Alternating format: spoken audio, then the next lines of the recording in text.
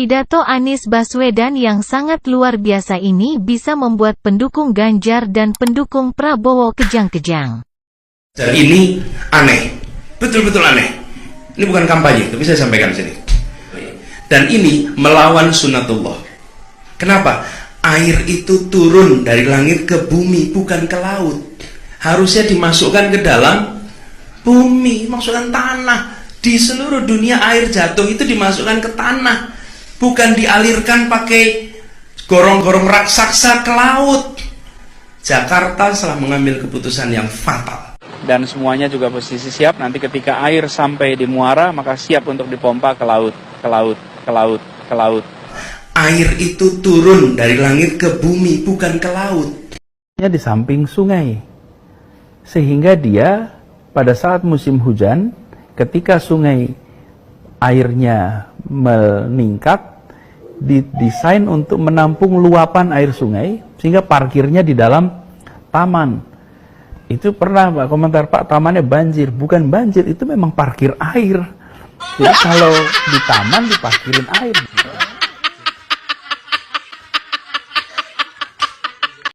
Bila katak itu dimasukkan ke dalam sebuah,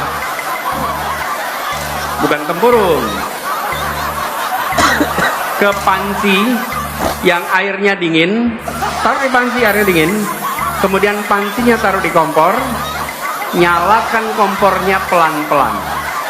Oke, air di situ asalnya dingin, lama-lama menjadi panas, lama-lama mendidih, dan katak itu akan mati dalam mendidihnya air. Oke, itu hanya pelan-pelan.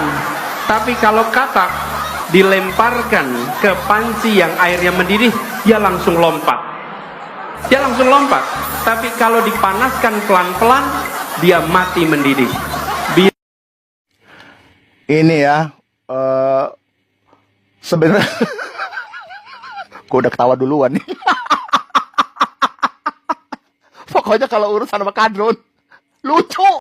Selama ini rumah sakit kita berorientasi pada kuratif dan rehabilitatif, sehingga datang karena sakit, lalu datanglah ke rumah sakit untuk sembuh. Untuk sembuh itu harus sakit dulu. Untuk sembuh itu harus sakit dulu. Sehingga tempat ini menjadi tempat orang sakit. Jadi datang ke rumah sehat untuk menjadi sehat dan lebih sehat. Untuk sembuh itu harus sakit dulu.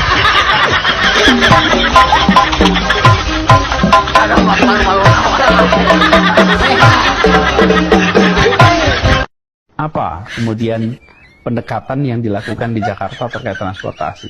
Pertama, tanya hal yang paling sederhana. Alat transportasi apa yang dimiliki oleh setiap orang? Atau hampir semua orang punya alat transportasi itu? Saya berapa kali tanyakan ini, dan jawabannya yang paling sering saya terima adalah sepeda motor. Bahwa alat transportasi yang dimiliki semua orang adalah sepeda motor. Dan saya jawab, bukan sepeda motor, bukan sepeda. Alat transportasi yang dimiliki oleh hampir semua orang adalah kaki. Kaki. Bagaimana kebijakan disusun berdasarkan gagasan, bukan sekedar kebijakan tanpa narasi, tanpa gagasan. Urutannya harus jelas, bukan hanya karya, tapi karya berbasis narasi, narasi berbasis gagasan. Dan gagasannya di sini adalah tadi yang saya sampaikan: kesemakmuran, kesetaraan, keadilan. Jadi Pak Anies nanti sempat meresmikan? Insya Allah. Dan insya Allah Desember besok selesai, dan Desember besok mulai dipakai. Bahkan akan ada pertandingan mengundang dari Juventus, Real Madrid, dan Barcelona. Itu U20, mereka akan datang semua ke sini. Ya, soft launchingnya pertengahan Desember besok. Dan loh, kapan itu diundangnya?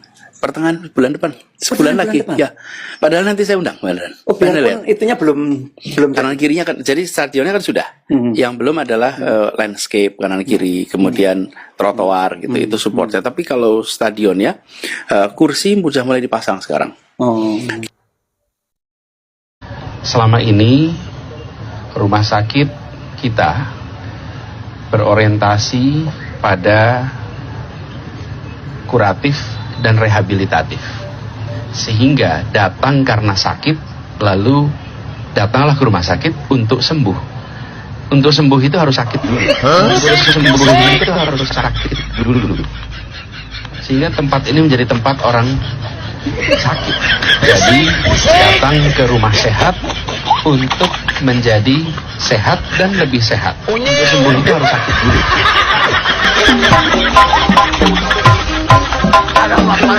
Konsepnya adalah vertical drainage. Air hujan ini rahmah dari Allah, dari Tuhan. Rahmah yang diturunkan untuk dimasukkan ke bumi, bukan sesegera mungkin dikirim ke laut. Yang dilakukan sekarang, masuk, kirimkan ke laut, kirimkan ke laut. Bumi kita tidak diresapi oleh air. Karena itu yang kita lakukan adalah memperbanyak sumur-sumur resapan di tiap kampung, di tiap rumah, di tiap jalan. Yang kedua, di samping kanal-kanal dan sungai pun kita siapkan lubang ke dalam, sehingga tanah di bawah Jakarta berisi air kembali. Hari ini tanah di Jakarta makin hari makin sedikit airnya, karena satu, penyedotan, yang kedua, suplai masuk ke dalamnya hampir tidak ada. Karena konsep yang dilakukan adalah horizontal drainage, dialirkan secara horizontal. Efeknya dikirimkan semua ke laut, apalagi di mana harus mengangkat sebuah atap yang beratnya 36.000 ton, sama seperti ngangkat 24.000 mobil bersamaan.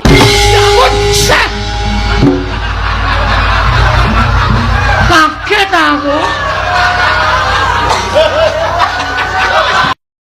Apa kemudian pendekatan yang dilakukan di Jakarta terkait transportasi? Pertama, tanya hal yang paling sederhana. Alat transportasi apa yang dimiliki oleh setiap orang? Atau hampir semua orang punya alat transportasi itu? Saya berapa kali tanyakan ini, dan jawabannya yang paling sering saya terima adalah sepeda motor. Bahwa alat transportasi yang dimiliki semua orang adalah sepeda motor. Dan saya jawab, bukan sepeda motor, bukan sepeda. Alat transportasi yang dimiliki oleh hampir semua orang adalah kaki. Kaki. Menyewa berapa ya supaya bisa jadi hak milik? Menyewa itu bisa 250 sampai 500 ribu, sekitar itu range-nya. Tapi yang sekarang saja Rusunawa tunggakannya 160.000 per bulan, itu tinggi sekali. Ya, kenapa? Karena mereka tidak punya harapan untuk memiliki tempat itu di kemudian hari. Ketika dia tahu, saya membayar 250 rutin, dan satu saat akan memiliki tempat ini, I will do it. Kenapa? Karena saya punya harapan. Tapi kalau tinggal Alasan tempat mereka itu cuma menunggak karena tidak ada uang, Mas, bukan karena tidak punya harapan. Begini, selalu akan ada masalah uang. Tapi orang bisa ngoyo. Kenapa? Bisa ngoyo karena dia akan memiliki. Di situ Faktanya konsepnya. 31 miliar sekarang tunggakan di Wah, Rusunawa. kalau 31 miliar itu kecil dibandingkan dengan jadi- jumlah yang ada jadi banyak. akan dihapuskan Bukan itu? dihapuskan, lain. Kecil atau besar mah penghapusan beda. Karena yang saya baca, Anda mengatakan akan dihapuskan. Kenyataan bahwa ada penunggakan, artinya ada problem. Tapi begitu orang punya harapan, dia akan kerja keras. Penunggakan itu akan diapakan, Mas Anies? Nanti kita pikirin lah yang itu. Apa kemudian pendekatan yang dilakukan di Jakarta terkait transportasi? Pertama, tanya hal yang paling sederhana.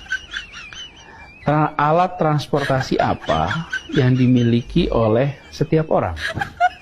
Atau hampir semua orang punya alat transportasi itu? Saya berapa kali tanyakan ini, dan jawabannya yang paling sering saya terima adalah sepeda motor. Bahwa alat transportasi yang dimiliki semua orang adalah sepeda motor. Dan saya jawab, bukan sepeda motor, bukan sepeda. Alat transportasi yang dimiliki oleh hampir semua orang adalah kaki. Kaki. Karbon mobil listrik per kapita per kilometer sesungguhnya lebih tinggi daripada emisi karbon bis berbahan bakar minyak. Emisi per kilometer. Itu Jadi nanti. Pak Anies nanti sempat meresmikan. Insya Allah. Dan insya Allah Desember besok selesai dan Desember besok mulai dipakai. Bahkan akan ada pertandingan mengundang dari Juventus, Real Madrid, Oh, dan Barcelona. oh, Itu U20 mereka akan datang Untuk semua ke pembukaan sini. itu? Iya, soft launchingnya pertengahan Desember besok. Dan loh, kapan itu diundangnya? pertengahan bulan depan, sebulan Bulan lagi. depan? Ya, padahal nanti saya undang, beneran. Oh, Beneran. biarpun itunya belum. Kanan kirinya kan, jadi stadionnya kan sudah. Yang belum adalah landscape kanan kiri, kemudian trotoar gitu, itu supportnya. Tapi kalau stadionnya, kursi sudah mulai dipasang sekarang. Oh. Anggaran itu kemana perginya? Perginya ke petani bambu. Uang itu diterima oleh rakyat kecil. Justru 550 juta itu diterima siapa? Petani bambu, pengrajin bambu. Kalau saya memilih besi, maka itu impor dari Tiongkok mungkin besi. Uangnya justru tidak ke rakyat kecil.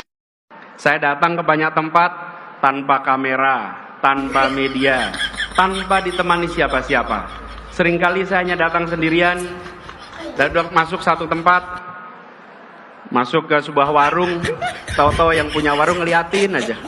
Ini seperti kenal tapi siapa gitu. Kan di pelosok, di banyak tempat. Jadi nyapa juga belum tentu berani. Saya ngobrol dengan masyarakat.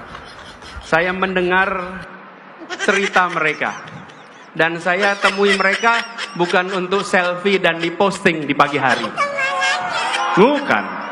Saya bukan lari-lari untuk posting foto. Iya. Itu Jadi nanti. Pak Anies nanti sempat meresmikan. Insya Allah. Dan insya Allah Desember besok selesai dan Desember besok mulai dipakai. Bahkan akan ada pertandingan mengundang dari Juventus, Real Madrid, Oh, dan Barcelona. oh, Itu U20 mereka akan datang Untuk semua ke pembukaan sini. itu? Iya, soft launchingnya pertengahan Desember besok. Dan loh, kapan itu diundangnya? pertengahan bulan depan, sebulan Bulan lagi. depan? Ya, padahal nanti saya undang, beneran. Oh, Beneran. biarpun itunya belum. Kanan kirinya kan, jadi stadionnya kan sudah. Yang belum adalah landscape kanan kiri, kemudian trotoar gitu, itu supportnya. Tapi kalau stadionnya, kursi sudah mulai dipasang sekarang. Oh.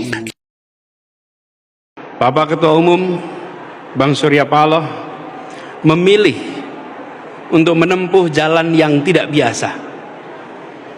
Kalau lewat sebuah perjalanan, ada jalan yang datar, ada jalan yang menurun, dan ada jalan yang mendaki. Mau perjalanan yang nyaman dan enak, pilih jalan yang datar dan menurun.